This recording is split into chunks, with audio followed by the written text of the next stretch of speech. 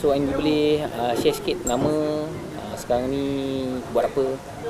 Okay, Assalamualaikum. Nama saya Nur Ain Burhanuddin.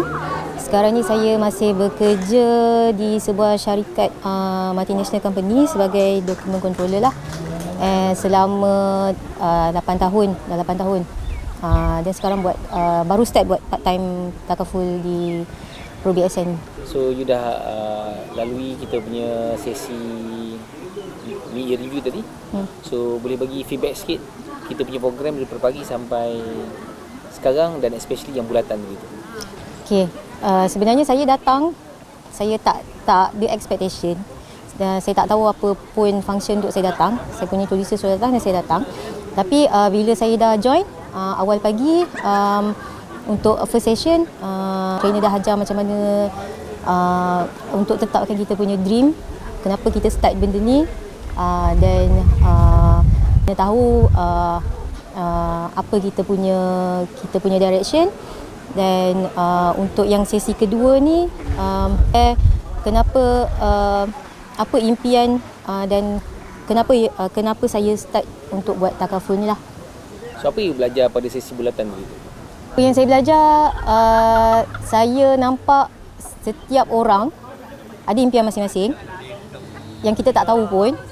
Dan bila kita dah share ramai-ramai macam ni, kita dah tahu. Dan setiap orang ada purpose dia dan ada impian dia. Dan macam mana cara untuk dia achieve. Sekarang ni you tengok macam mana agensi kita buat program dan setakat ni you dah masuk kelas.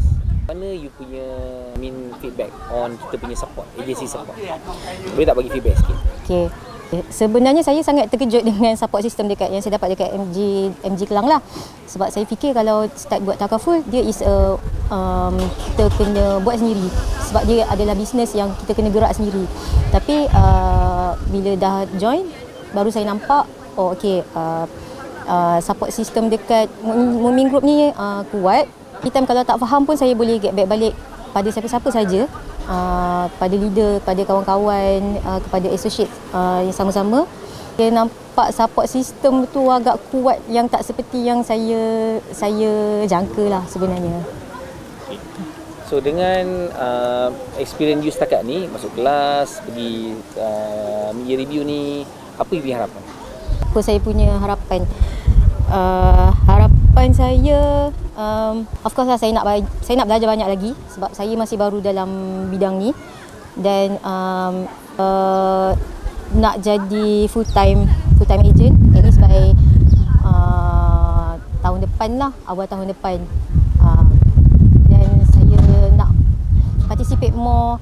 Saya nak bagi saya punya, macam saya boleh participate dalam semua aktiviti yang Moomin Group buat lah.